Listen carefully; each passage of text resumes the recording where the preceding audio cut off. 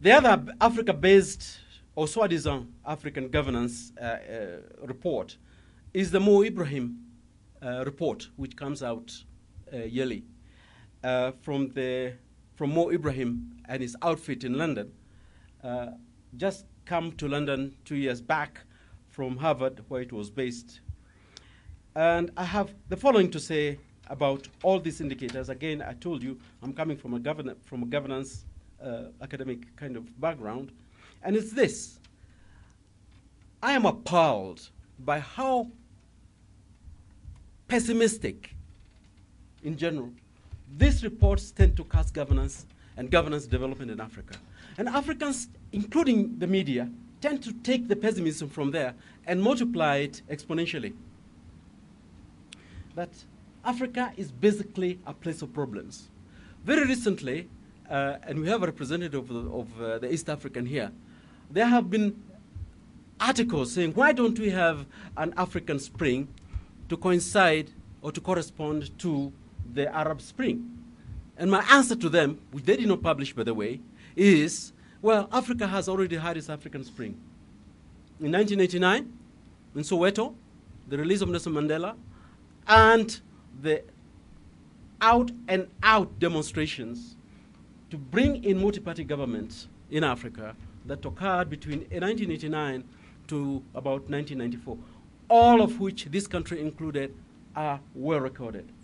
If it is going out on the streets as civil society actors, as African voters, as African citizens to demand your rights, if that is what the Arab Spring is about, then I can say I've seen it in Africa and witnessed it and reported it and read about it.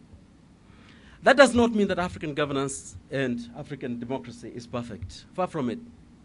What we need to do is an objective analysis of where we are compared to where we were in 1989 when Nelson Mandela came out, which coincided, incidentally, with the decision in Benin by the Kérékou government to give up to demonstrations, to demonstrators, and say, let's have a free and fair election on multi-party governance. So, I want us to look where we were and compare to where we are now. And this goes to my third point, and there's this, that the indicators themselves, anyway, leave a lot to be desired.